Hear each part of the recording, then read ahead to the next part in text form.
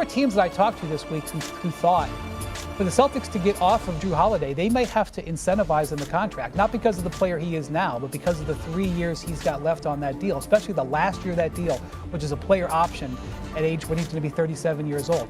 And so for the Celtics to get Simons, who is a three-point specialist, now he doesn't fit with their defensive mantra. He is not an accomplished defensive player. However, he is definitely a fire starter on offense, and he puts up threes at high volume. So Joe Mazzulla is going to like that. That is a player who will help them this year. But the problem is here, not the problem, but the reality is this is just the first move. Yeah. They are now still several, like $15, $18 million over the second apron. They want to be under that. So they're going to make moves. And I would watch, again, you're not touching Jason Tatum. You don't want to touch Derek White, and you really don't want to touch Jaylen Brown.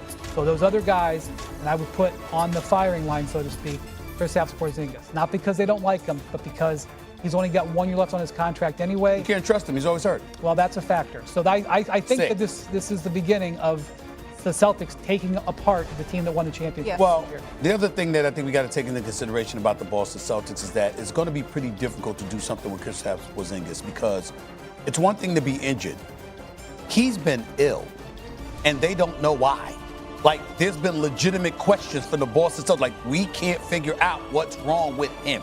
He has said he can't figure out. Molly, literally, he's been in the locker room. He's had a practice or he's had a game, and he's lamented the level of fatigue that he was feeling and has no clue as to why that is. They have not been able to figure it out. With access to the best doctors? I'm just saying, to me, listen, I will tell you something right now. I ain't gonna make no recommendations, whatever. But a noted biologist, Gary Brecker, helped save my life. I'm just telling you. I mean, you got to find out something. You really, really got to find out something. Figure out what the hell is going on. Because the scariest thing in the world is when you don't know. When you have a definitive diagnosis and okay, here's what it is to alleviate that concern. That's entirely different. When you don't know and you're a professional athlete and you're playing for a multi-billion-dollar organization, you got owners who are billionaires, you got all the resources available to you, and they say, we can't figure out what's wrong. That is some scary stuff. So I wish Kristaps Porzingis nothing but the best. Figure that out.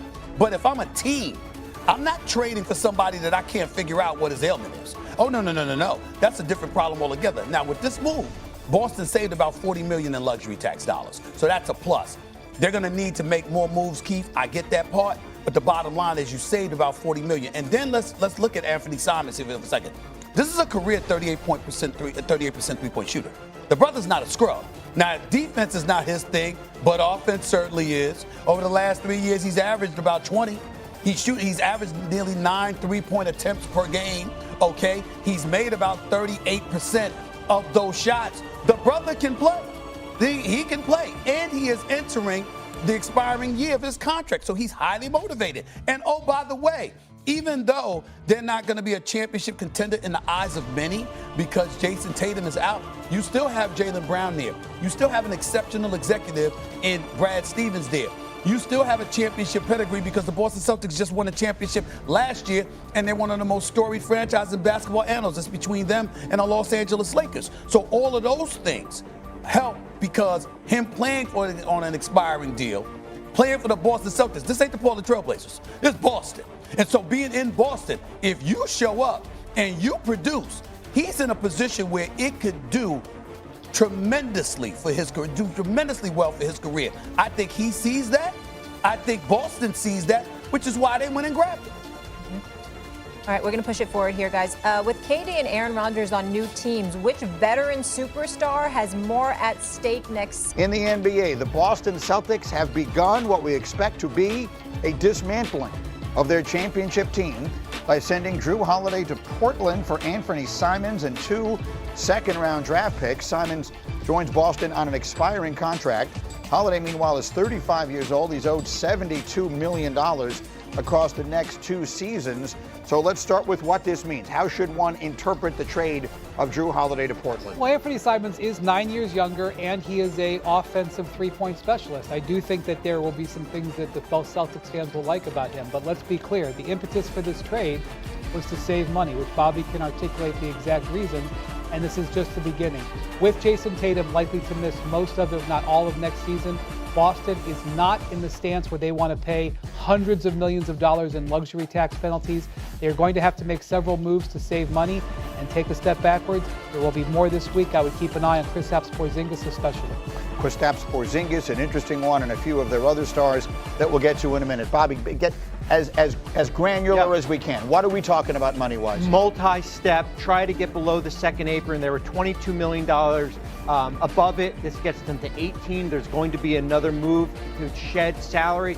They were facing $500 million in projected payroll. I expect that to be half when we get through the next couple weeks here. So what are these? Porzingis, would he do it? What else will get him there? Porzingis, $30 million would do it. I think if you cobble together Sam Hauser and some other contracts, Sam's at 10.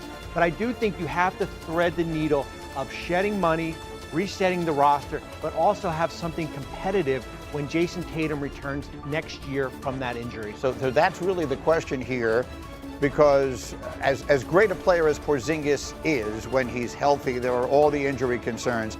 But Markieff Morris, we're talking about two guys, and Derek White, who has really emerged as a true NBA star, and then Jaylen Brown, who is a superstar. If you were the Celtics, would those guys be untouchable? Would you consider trading either of them in this circumstance? How do you see it?